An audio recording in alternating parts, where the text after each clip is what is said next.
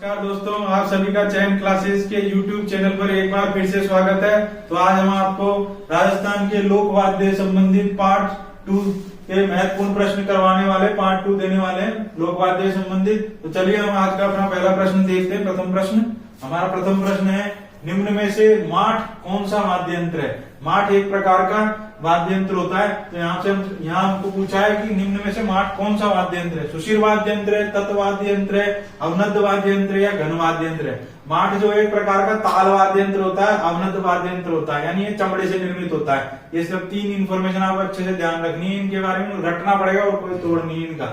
माठ वाद्य यंत्र कौन सा है? अवनद वाद्य यंत्र। अवनद की जगह ताल भी आ सकता है, तो ताल वाद्य यंत्र, और ये चमड़े से निर्मित होता है। हमारे अगले प्रश्न को देखते हैं। एक और शानदार प्रश्न, निम्न में से डेरू कौन सा वाद्य यंत्र है?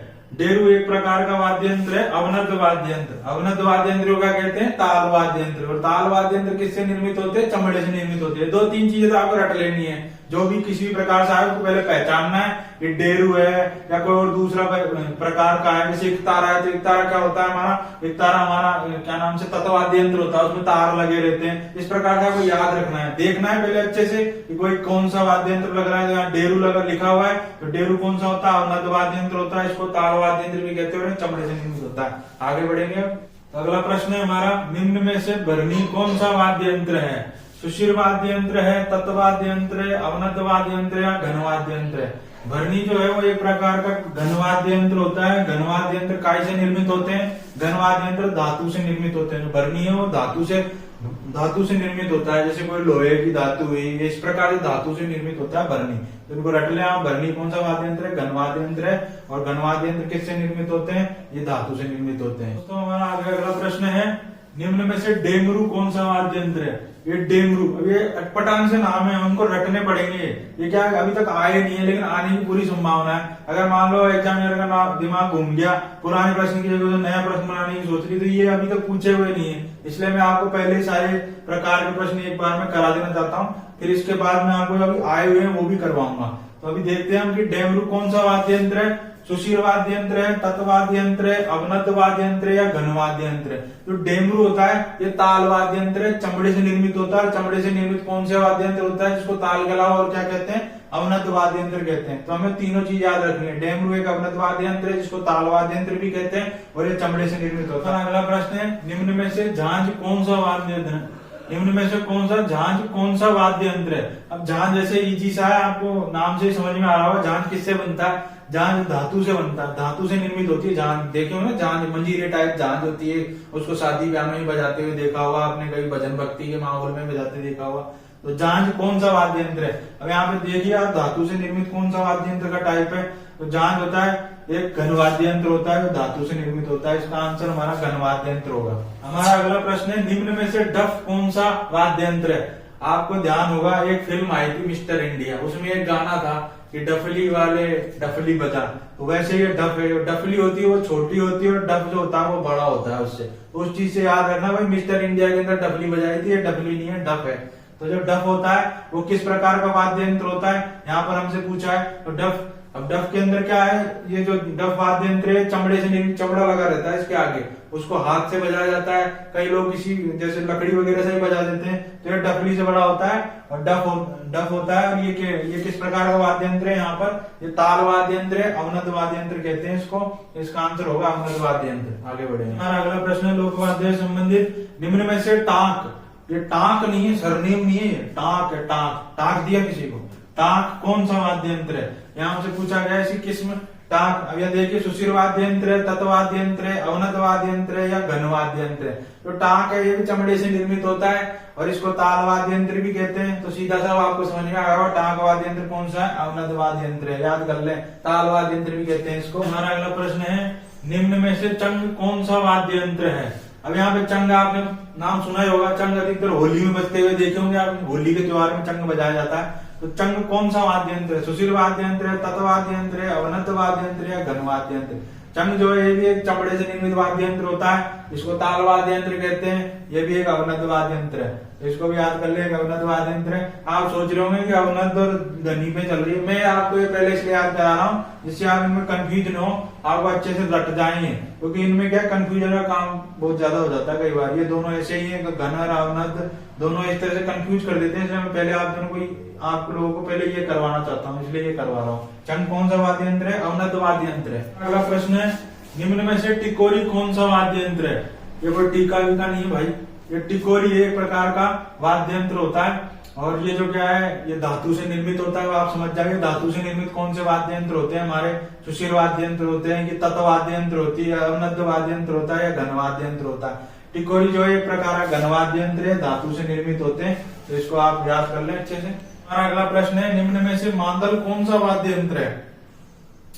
मांदल है सुशील वाद्य यंत्र है या तत्व वाद्य यंत्र है या अवनत वाद्य यंत्र है या घन वाद्य यंत्र है? मांदल जो वाद्य यंत्र है ये हमारे एक प्रकार का अवनत वाद्य यंत्र है, चमड़े से निर्मित होता है ये वाद्य यंत्र, और अवनत वाद्य यंत्र को ताल वाद्य यंत्र भी कहते हैं। चलिए आगे बढ़ते हैं। हमारा अगला प्रश्न है, निम्न में से खड़ताल कौन सा वाद्य यंत्र है? खड़ताल एक लोक देवता के लिए फेमस है, मैं अभी नहीं बताऊंगा आपको, आप कुछ सोचिए, आगे बताऊंगा खड़ताल कौन से लोक देवता के लिए बजाया जाता है। तो खड़ताल है, अब यहाँ पे खड़ताल और खड़ताल लिखा हो चाहे करताल लिखा हो, दोनों एक ही प्रकार के वाद्य यंत्र होते हैं, इसलिए चाहे करताल आए जो मैं आपको करा चुका हूँ, फिर खड़ताल आए तो मैं खड़ताल आपको बता रहा हूँ, दोनों एक ही प्रकार के होते हैं। खड़ताल कौन सा वाद्य यंत्र है? सुशील वाद्य यंत्र है, तत्व वाद्य यंत्र है, अवनत वाद्य यंत्र है, घन वाद्य यंत्र है।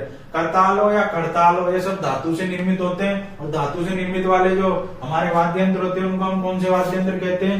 घन वाद्य यंत्र कहते हैं। तो ये हमारा घन वाद्य यंत्र है। अगला प्रश्न देखते हैं हम, निम्न में से नगाड़ा कौन सा वाद्य यंत्र है? सुशील वाद्य यंत्र है, तत्व वाद्य यंत्र है, अवनत वाद्य यंत्र है या फिर घन वाद्य यंत्र है? नगाड़ा जो होता है एक प्रकार का ताल वाद्य यंत्र होता है, और ताल वाद्य यंत्र चमड़े से निर्मित होते हैं, चमड़े से निर्मित होते हैं, तो अब कौन सा वाद्य यंत्र होगा? अवनत वाद्य यंत्र होगा।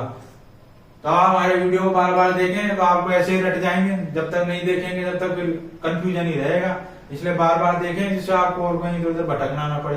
नगाड़ा कौन सा है? अवनत वाद्य यंत्र है। तो हमारा अगला प्रश्न है, निम्न में से थाली कौन सा वाद्य यंत्र है? अब आपको ऐसे समझ में आ रहा होगा थाली कहाँ से बनती है? थाली धातु से बनती है। अब धातु से संबंधित कौन सा वाद्य यंत्र है? देखो इसमें सुशील वाद्य यंत्र है, तत्व वाद्य यंत्र है, अवनत वाद्य यंत्र है, घन वाद्य यंत्र है। तो देखो थाली क्या होती है? धातु से निर्मित होती है, धातु से निर्मित वाला कौन सा है? हमारा घन वाद्य यंत्र है। तो थाली के लिए हम लगाएंगे घन वाद्य यंत्र है। हमारा अगला प्रश्न है, निम्न में से कमर कौन सा वाद्य यंत्र है? अब इस कमर को कमर मत समझ लेना अपनी कि भैया ये कमर क्या आ गई, ये अपनी कमर नहीं है। यह कमर एक वाद्य यंत्र है, लोक वाद्य है राजस्थान का। तो इसमें पूछा है कमर किस प्रकार का वाद्य यंत्र है? अब देखिए आप, सुशील वाद्य यंत्र है, अवनत वाद्य यंत्र है, तत्व वाद्य यंत्र है या घन वाद्य यंत्र है? जो कमर होता है ना, एक प्रकार के चमड़े से निर्मित वाद्य यंत्र होता है, और चमड़े से निर्मित वाद्य यंत्र को हम ताल वाद्य यंत्र कहते हैं। ताल वाद्य यंत्र को हम क्या कहते हैं? अवनत वाद्य यंत्र कहते हैं। तो यहाँ पे आएगा कमर कौन सा वाद्य यंत्र है? अवनत वाद्य यंत्र है। हमारा अगला प्रश्न है दोस्तों, निम्न में से झालर कौन सा वाद्य यंत्र है? अब झालर हुआ, झांझ हुआ, मंजीरा हुआ, ये सब कहाँ से बनते हैं? ये सब धातु से बनते हैं, और धातु से बनने वाला जो हमारा इनमें से प्रकार है वो कौन सा है? तो हम देखेंगे झालर कौन सा वाद्य यंत्र है? घन वाद्य यंत्र है। घन कौन सा? घन काय से? धातु से निर्मित होते हैं घन वाद्य यंत्र, इसलिए झालर कौन सा होगा? हमारा घन वाद्य यंत्र है। हमारा अगला प्रश्न है, निम्न में से धोसा कौन सा वाद्य यंत्र है?